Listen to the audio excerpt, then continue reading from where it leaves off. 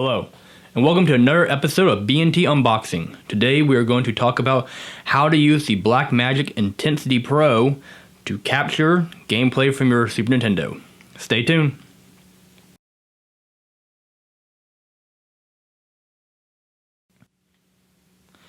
Welcome back. Today we're going to go through how to use the Intensity Pro to capture Super Nintendo gameplay. First, let's take a look at the Intensity Pro and what comes in the box. So in the box comes this card.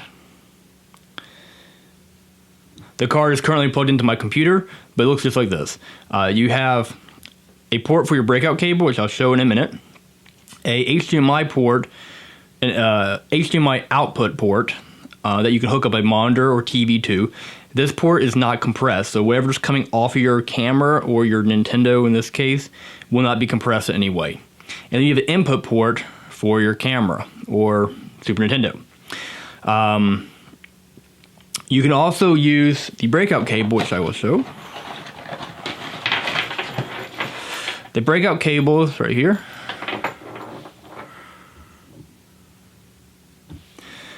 Will work with composite and component inputs and outputs. And when I first got this card and I hooked it up, nothing happened. The Super Nintendo does not output a high enough resolution for this card. This card will only accept audio that is 480p and higher. The Super Nintendo only puts out 240p. So nothing works on the BlackMagic card with the current setup if you use composite cables from the Super Nintendo. To get around this issue, I went and purchased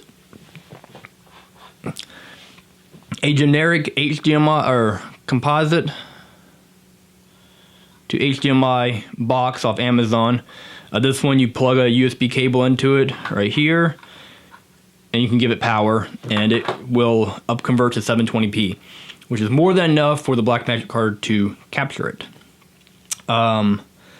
One note before we go through and start hooking everything up: for whatever reason, when I used this method with the box to the BlackMagic card, audio did not go through the card.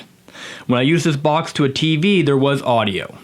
So I have to hook up audio through the composite input with the breakout cable, and then the video through HDMI, and everything worked perfectly. Let me set everything up, and we'll go through the on-screen setup of how to get the Super Nintendo to talk to the BlackMagic card. Stay tuned. Welcome back. Today we're going to be looking at the BlackMagic software on the computer. In this instance, it's on a Mac. The process is the same for a PC. So we're going to open up BlackMagic Media Express. We're also going to go to System Preferences and then BlackMagic Design. If you have a PC, it should be underneath the control panel. This is where you're going to set up your inputs and outputs. So our output's going to be HDMI and component. Right now there's no HDMI cable hooked up to go to my TV, so that's not important. What is important is the input. We want to have it set to HDMI video and analog RCA audio. The rest of this we leave alone, and this one right here, default video standard, we want to set to 720p 60 frames. If you have an older version of BlackMagic Design desktop video installed on your computer, you will not see this. When I first got this card, it came with, I think, version 6, I believe. I updated to the latest version, and this is when this part appeared. It's kind of critical, because whatever this is set to, you need to have the Media Express set to the same thing. If they're not the same, nothing's going to happen. Alright, so now once we get that set up, let's go over to the Media Express and go down to Preferences. And over here, we'll set project video format to 720p 60 frames. We'll leave it at, I set it to Apple ProRes 422. I believe the uncompressed 8-bit will use up your entire hard drive real fast. So be a little wary on which one you set. And then you want to set where you want the capture audio and video to go. Here's my location, and then if you do still frames, you can set the location as well. To do stills, you just click the camera icon on the display. Alright, let's turn on the Super Nintendo and see what we get.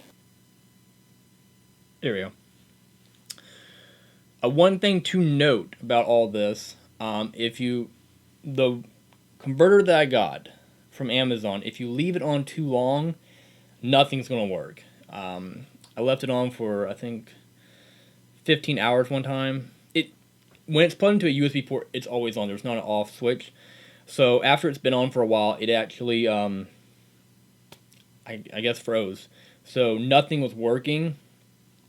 And it wasn't until I hooked up to my TV that I realized it was the converter. So all I had to do was unplug the converter, let it sit for a minute, and essentially it restarted itself. Once that happened, everything started working perfectly. If we want to record what's going on, we click capture. Yeah, right. And now we're capturing what is displayed on the screen, and that's pretty much it. That's how you set up the BlackMagic card to record with the Super Nintendo.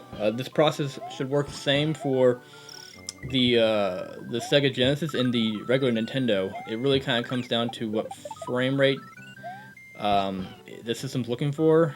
And the card the converter that I got off Amazon, it's 720, 60 frames per second. Some of them may be a little bit different, so you might have to play with those settings until you see something come on screen. But otherwise, that's it. If you have any questions, please ask.